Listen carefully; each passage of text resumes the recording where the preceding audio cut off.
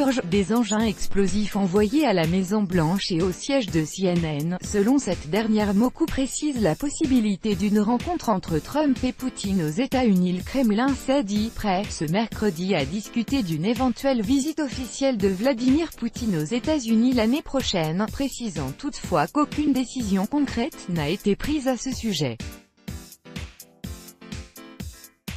Selon Dmitri Peskov, la rencontre du 11 novembre à Paris constitue une priorité. Le chassé-croisé des visites des présidents russes et américains n'est pas encore en préparation, mais ce sujet a déjà été abordé lors de la visite à Moscou du conseiller à la sécurité nationale américain, John Bolton, a déclaré le porte-parole du Kremlin, Dmitri Peskov. Selon lui, Moscou serait prêt à discuter d'une éventuelle visite officielle du président Vladimir Poutine aux États-Unis l'année prochaine. Dans le même temps, le porte-parole du président russe a précisé que pour le moment, une éventuelle rencontre entre les deux présidents à Paris en marge des cérémonies de commémoration du centenaire de l'armistice de 1918 est considérée comme l'objectif prioritaire. Nous devons maintenant commencer à préparer cette réunion, a déclaré Dmitri Peskov.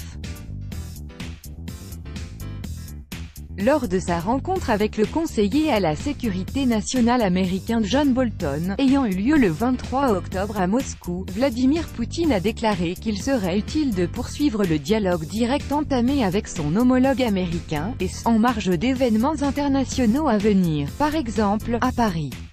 John Bolton a répondu à cette proposition en indiquant que cela ferait plaisir à Donald Trump de rencontrer Vladimir Poutine à Paris.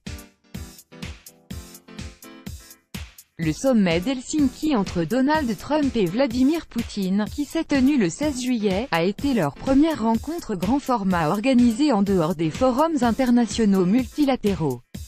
Les deux chefs d'État s'étaient croisés pour la première fois à Hambourg en 2017 en marge du sommet du G20 avant de s'entretenir la même année au Vietnam lors du sommet de la coopération économique pour l'Asie-Pacifique, APEC.